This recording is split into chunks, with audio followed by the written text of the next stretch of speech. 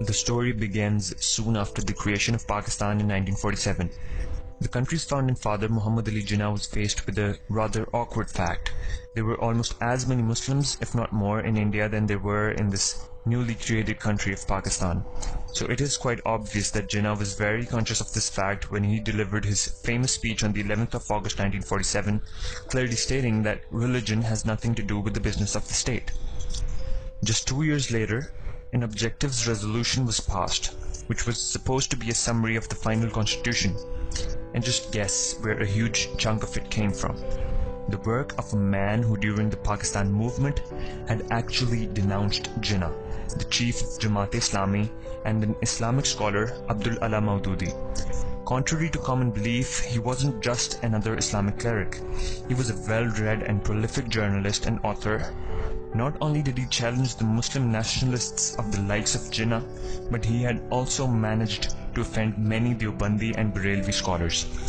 So when the 1956 constitution changed the name Republic of Pakistan to Islamic Republic of Pakistan, it did not come as a surprise to many. In 1958, President Iskandar Mirza, who wasn't happy with the constitution, terming it as a selling of Islam for political ends, conspired with the military chief Ayub Khan and dismissed the assembly, and the country's first martial law was imposed.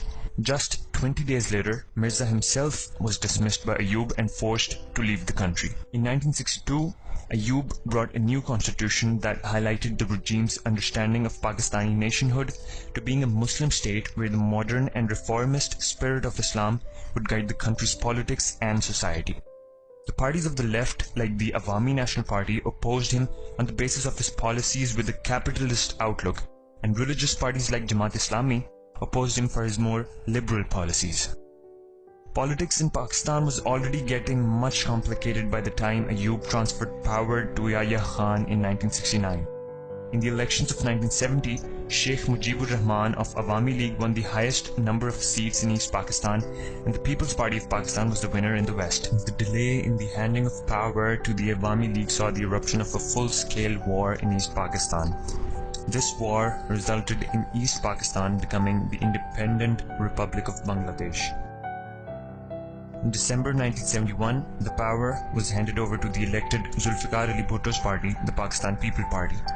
It was in 1972 that Pakistan studies became a compulsory subject in schools. Although the Bhutto regime was populist, socialist, and largely secular, in 1973 it managed to get a consensus from all parties to unveil a new constitution that reintroduced Pakistan as an Islamic republic. In 1976, a 9-party alliance of religious and anti-Bhutto secular parties united under the umbrella of the Pakistan National Alliance, or the PNA. In 1977, the Bhutto regime met the main religious leaders of the PNA belonging to JI, the Jamiat Ulma Islam and the Jamiat Ulma Pakistan, and agreed to make Friday the weekly holiday instead of Sunday. He also agreed to ban the consumption and sale of alcohol and close down all the nightclubs and bars. But this did not save him from receiving another shock. In July 1977, his own general toppled him and then arrested him, which led to a shameful trial of his hanging.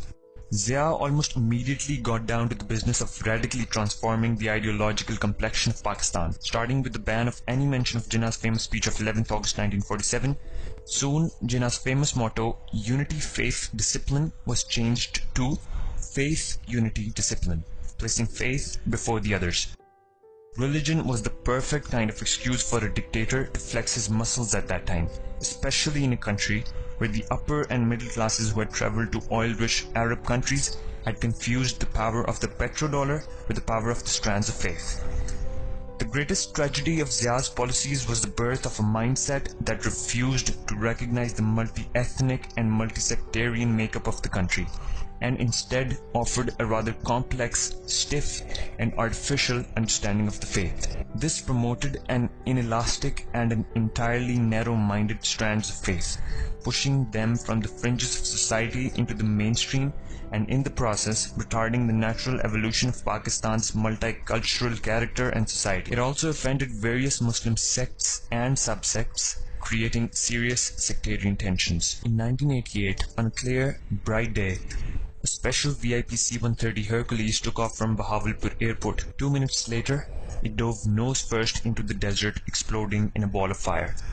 In it, along with other top-rated Pakistani officials, was Ziaul Haq. No one survived.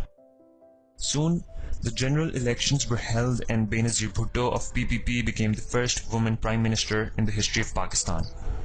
Only 2 years later, President Ghulam Ishaq Khan dissolved the National Assembly, dismissing Bhutto's government on charges of alleged corruption and incompetence. Fresh elections were held and Nawaz Sharif was elected as the Prime Minister. You would think this time the democracy was finally restored. However, unfortunately, 3 years later, Sharif's government was dismissed for the same reasons: alleged corruption and incompetence. General elections were held. Benazir Bhutto was elected Prime Minister for her second term. Farooq Lagari, a member of the PPP, was elected as the country's president. Another 3 years went by and President Farooq Lagari dissolved the National Assembly, dismissing Benazir Bhutto's government, which was operating under a cloud of corruption allegations. General elections were held again. This was the fourth time such polls had taken place since 1988.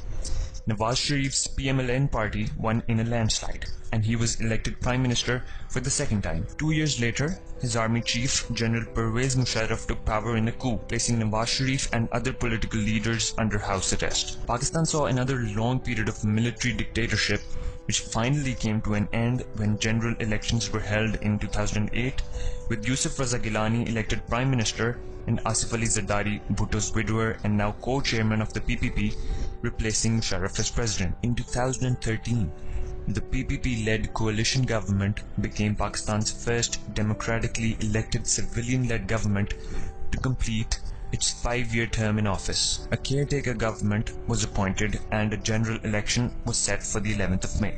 Ever since I was a kid, I have heard my dad saying this country is going through critical times. He heard the same thing from his dad, and his dad heard the same words from his. I just have one wish on my mind. I wish I'll be able to tell my kids something else, that this country is on its way towards stability and development. I wish I can tell them that they should be proud of being the citizens of a developed nation and be genuine, proud Pakistanis.